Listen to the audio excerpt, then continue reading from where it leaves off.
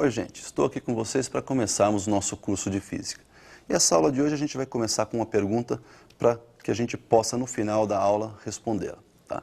A pergunta é a seguinte: será que nós poderíamos fazer uma viagem sem nos deslocarmos? Então, com os nossos conceitos aprendidos hoje aqui, nós vamos verificar no final da aula que isso é possível. Muito bem. Primeiro conceito a ser definido: corpo extenso e ponto material.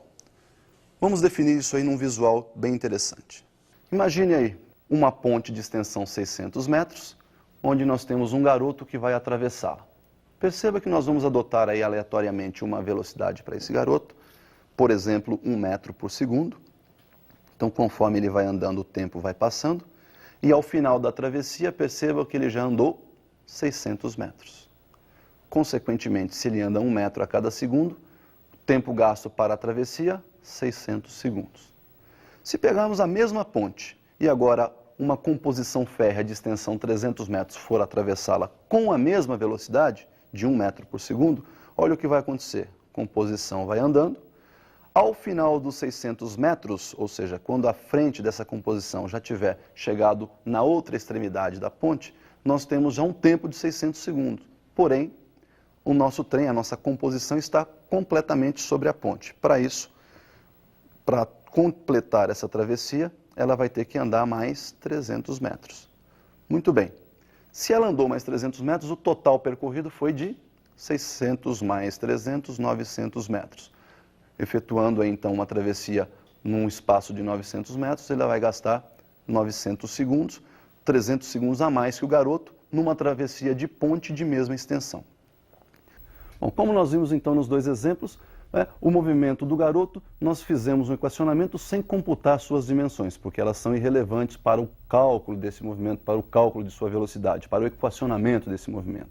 Já no movimento do trem, nós tivemos que computar o seu tamanho, porque esse tamanho agora se torna relevante para o seu equacionamento. Então percebam que quando as dimensões de um corpo são desprezíveis com relação a todo o sistema que o envolve, essas dimensões não devem ser computadas no equacionamento de seu movimento. Esse, então, corpo é chamado ponto material. Já quando essas dimensões não podem ser desprezíveis, comparadas com o sistema que o envolve, quando comparadas com todo o equacionamento de seu movimento, esse corpo passa a ser chamado, então, corpo extenso. Percebam, então, que no nosso exemplo, o garoto era tratado, então, como um ponto material e o nosso trem tratado, então, naquele movimento como um corpo extenso. Nós vamos para uma segunda definição, que é uma definição um tanto quanto polêmica: movimento e repouso. Para isso, nós vamos ver aí um visual bastante interessante para não mais esquecer dessas definições. Olha aí, nós temos aí um ponto de ônibus onde as pessoas estão à espera do seu veículo de locomoção. Por ali está passando um táxi e dentro desse táxi nós temos o motorista e alguns passageiros. Se considerarmos que o ponto do ônibus é o referencial, ora esse táxi se aproxima, ora ele se afasta. Portanto, a sua distância até o referencial está se alterando. Consequentemente, em relação ao referencial ponto de ônibus, o táxi está em movimento.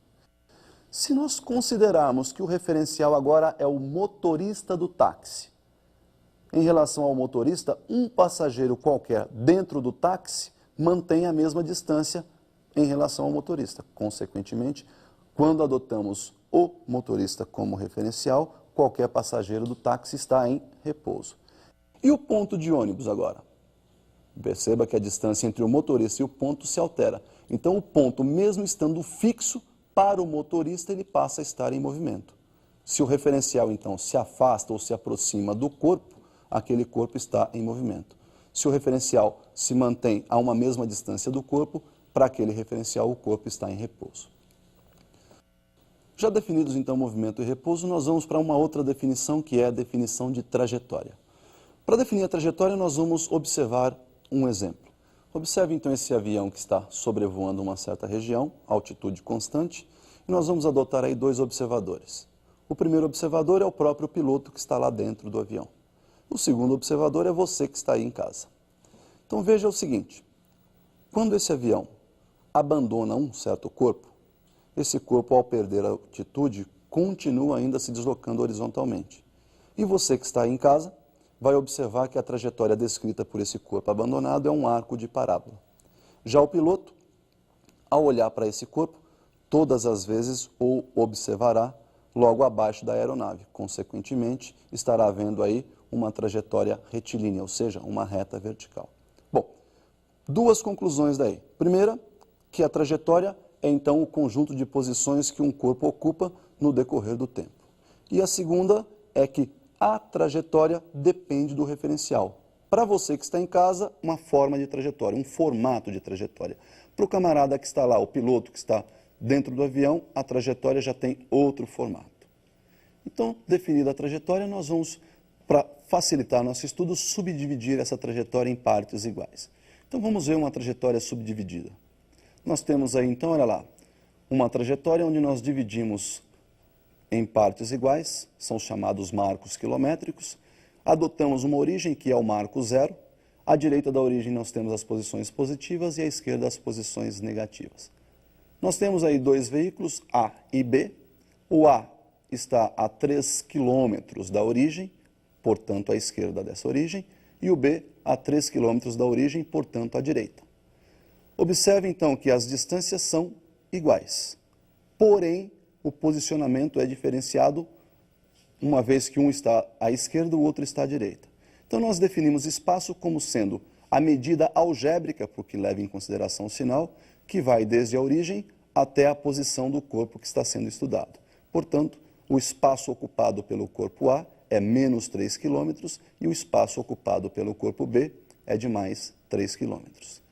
Uma outra definição importante aí é o espaço inicial. Não confundir a origem dos espaços com o espaço inicial. Tá? O espaço inicial é a posição de onde o corpo inicia o movimento, e todo movimento tem o seu início no instante t igual a zero. Então, espaço inicial é a posição que o corpo ocupa no tempo zero. Nós vamos agora definir a rapidez com que varia esse espaço. Para isso, nós vamos ver a definição da velocidade. Velocidade escalar média é a relação, então, entre o espaço, é a rapidez com que varia o espaço, né, medida no intervalo de tempo ΔT. Nós temos aí, então, espaço final menos espaço inicial, que é o nosso ΔS, e embaixo, tempo final menos tempo inicial, o nosso ΔT. Se formos falar de uma velocidade instantânea, uma velocidade escalar instantânea, nós devemos calculá-la num limite de tempo tendendo a zero. E esse limite é calculado através da derivada. Então nós temos aí, olha, a velocidade é o limite de ΔS por ΔT, quando esse ΔT tende a zero, e esse limite então é calculado através da derivada. A derivada nós representamos por ds dt. Então a velocidade é a derivada do espaço em função do tempo. Essa derivada nós vamos ver numa outra oportunidade. Agora perceba que a rapidez com que varia essa velocidade também pode ser calculada. Como é que você calcula a rapidez com que varia a velocidade? Essa rapidez com que varia a velocidade nós chamamos de aceleração. Dá uma olhadinha. Aceleração escalar média, nós vamos representar pela letrinha alfa, letrinha grega. Alfa m, aceleração média, é a variação da velocidade por variação de tempo. V final menos V inicial sobre T final menos T inicial. Essa aceleração também pode ter o seu valor instantâneo calculado, que se calcula no limite de tempo tendendo a zero. Esse limite nós vimos ser calculado então através da derivada. Muito bem, todas essas grandezas físicas são medidas num determinado sistema de unidades. Esse sistema serve para nos dar a dimensão da grandeza. Então nós vamos comparar alguns sistemas importantes aí. Então, comparando as grandezas dentro de cada sistema, olha aí. O tempo no sistema internacional é medido em segundo. Segundo nós representamos pela letra S. No sistema CGS, centímetro, grama, segundo, o tempo é também medido em segundo. Daí nós temos, então, a representação pela letra S.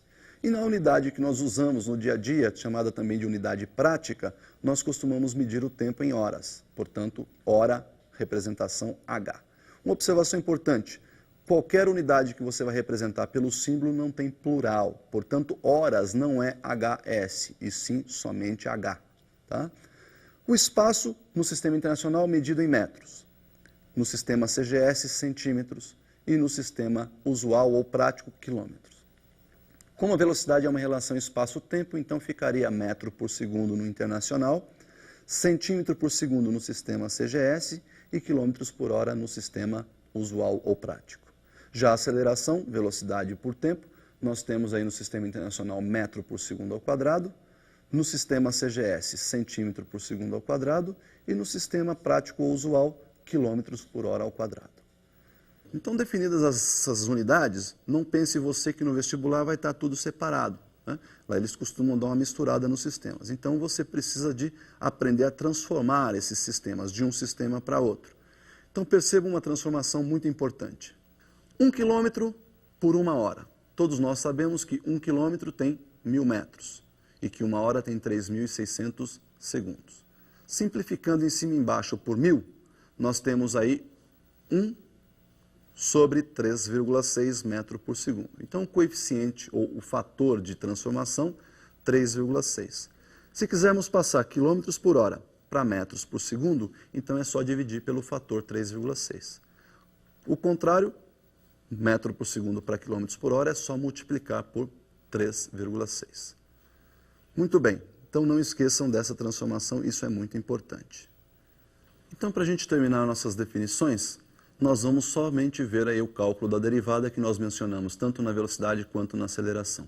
Para isso, eu escolhi uma equação de 4º grau bem simples para a gente fazer essa derivada. Então, nós temos aí x, nossa grandeza, a, b, c são os parâmetros e y é a nossa variável. Para derivar essa equação, nós temos aí duas regras bem simples. A primeira regrinha é que o expoente da nossa variável desce multiplicando o parâmetro. E a segunda regrinha é que mantém-se a variável e subtrai-se 1 do expoente. Então vamos fazer essa derivada. Olha lá, derivada de AY elevado à quarta. O 4 desce multiplicando o A, mantém o Y e subtrai 1 do expoente, portanto 4 menos 1. Segundo termo, B vezes Y.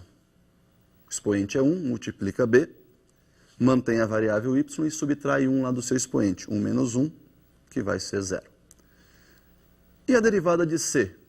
Bom, esse C estava sozinho, nós vamos colocar um y elevado a 0 ao seu lado, porque y elevado a 0 é 1, e quando fizermos a derivada, o 0 vai multiplicar o C. Então ficaria 0 vezes C, que multiplica y elevado a 0 menos 1.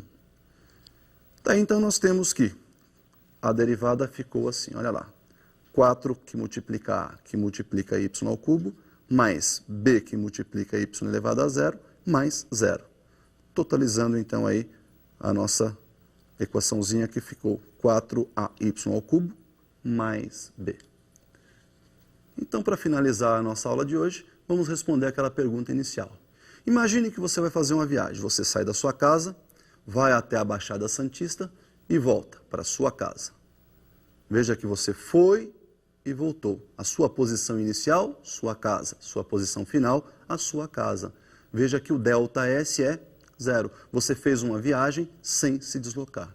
Tá legal? Por hoje, então, é só. Até uma próxima.